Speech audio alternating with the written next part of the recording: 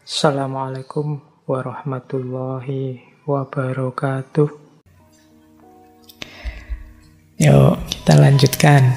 Nah, Cicero punya ikhtiar untuk mendamaikan filsafat dan retorika. Di Yunani zaman itu ada perdebatan antara kaum sofis dan Plato. Kaum sofis memposisikan retorika itu penting. Dalam rangka apa? Untuk mengejar karir, mencari keuntungan, mengendalikan kekuasaan politik, itu retorika. Dipakai oleh orang-orang sofis. Gimana caranya menarik hatinya orang, kemudian ikut kita. Itu dulu dipraktekkan oleh orang-orang sofis. Saya tidak tahu hari ini ada apa enggak. Kalau ada bisa diangkat jadi tim kampanye nasional itu. Ahli retorika. Nah, beda dengan Plato. Plato lebih suka menganggap retorika itu tidak penting. Persis kayak kita. Kita kan sering pakai istilah itu. Cuma retorika, tidak ada kenyataannya. Kan kita sering begitu. Sama seperti Plato. Plato juga bilang begitu. Kalau kita mengikuti orang sofis, kata Plato, bahaya malahan. Kita tidak ketemu kebenaran, kita tidak ketemu kebijaksanaan. Nah, ini dua hal yang jadi ada dua mazhab yang berbeda. Terus Cicero masuk, kata Cicero, dua-duanya keliru.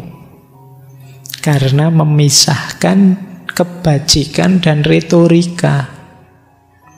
Kata Cicero, kalau orator, orang yang menyampaikan kebenaran, memang ingin menyampaikan kebenaran, kebaikan, dia harusnya lebih dulu jadi orang benar, jadi orang baik.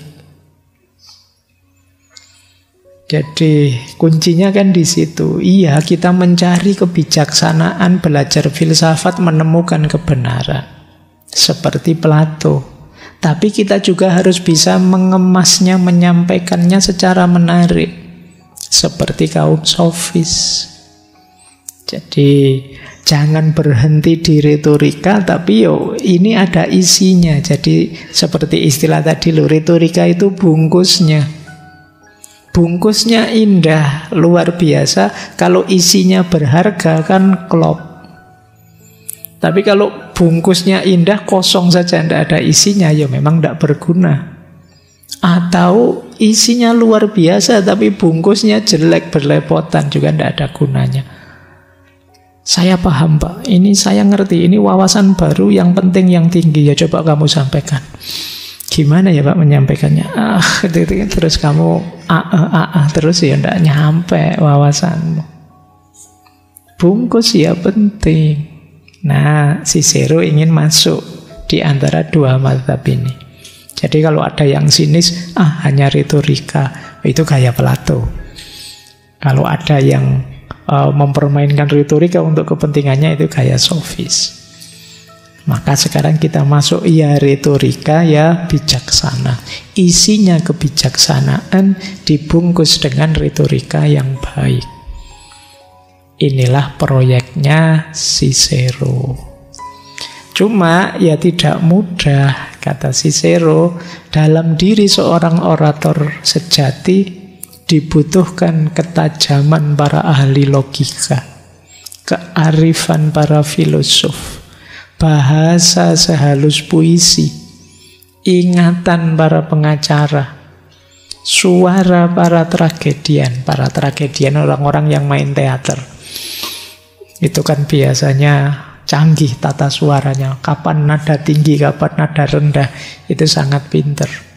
Dan gestur, sikap seorang aktor yang terbaik.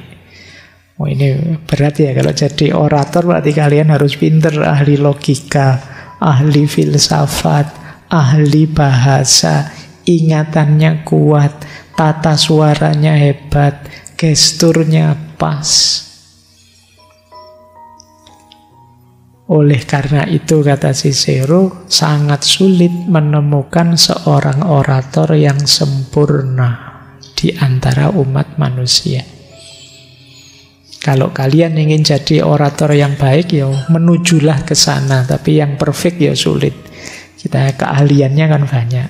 Tapi ya kita harus punya kemampuan. Entah di level berapa, tapi kan harus bisa. Baik. Oke. Tipe idealnya retorika, ada istilah di Yunani zaman itu namanya atisisme.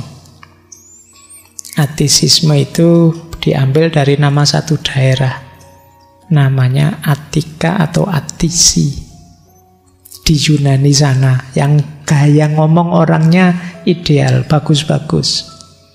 Retorikanya ditandai, atisisme itu sederhana, jelas, tepat. Nah, lawannya atisisme itu asianisme. Ya asianisme, yo kamu jangan tersinggung, gaya Asia.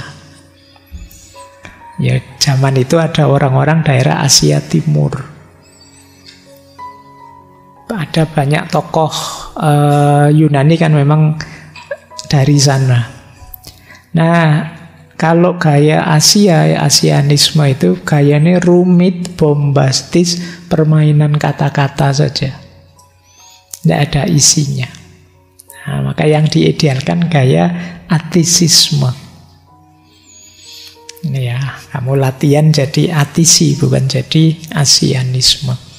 Orang ASEAN kalau ngomong rumit, bulet, bombastis, suka didramatisir, dilebih-lebihkan, tidak to the point. Ngomong 2 jam, intinya mungkin hanya 5 menit. Itu bisa.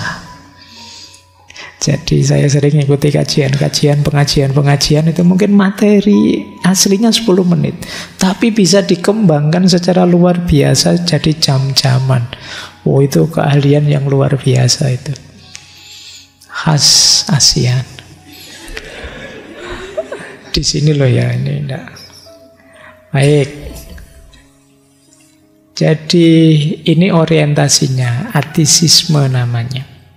Orator itu tujuannya 2, menganjurkan atau menolak, suasio atau disuasio. Ya, menolak yang jelek-jelek, menganjurkan yang baik-baik tentu saja. Tugasnya 3, ngajar, mencerahkan atau menggembirakan, dan yang ketiga menggerakkan. Kalian sukses jadi seorang orator kalau pinter ngajar. Nah, ini tidak gampang ya. Kalian harus belajar cara mengajar yang baik. Kalau kata-katamu, orasimu menggembirakan, mencerahkan orang, dan yang ketiga menggerakkan. Orang tergerak. Biasanya kalau sudah tercerahkan memang otomatis akan bergerak. Tercerahkan itu mungkin satu level di atas paham. Ketercerahan itu paham plus kesadaran. Iya ya, selama ini saya salah berarti. Harusnya begini. Itu namanya tercerahkan. Oh iya, baru paham saya. Bisa juga ternyata dipandang seperti itu. Perspektif seperti ini. Itu namanya tercerahkan. Biasanya setelah tercerahkan seperti ini, orang akan berubah. Kemarin bagaimana, sekarang ganti bagaimana. Nah, kalian berorasi itu kalau bisa audienmu bisa begitu. Tidak sekedar dapat informasi baru, mengajar, tapi juga tercerahkan dan kemudian tergerak untuk berubah. Ya meskipun ini tidak mudah. Zaman dulu kita punya banyak tokoh-tokoh orasi, tokoh orator-orator besar seperti presiden pertama kita, Bung Karno. Jadi gagasannya tidak hanya memahamkan tapi juga mencerahkan, tidak hanya mencerahkan tapi juga menggerakkan. Nah, ini kan kalau ngaji filsafat mungkin masih belum ya.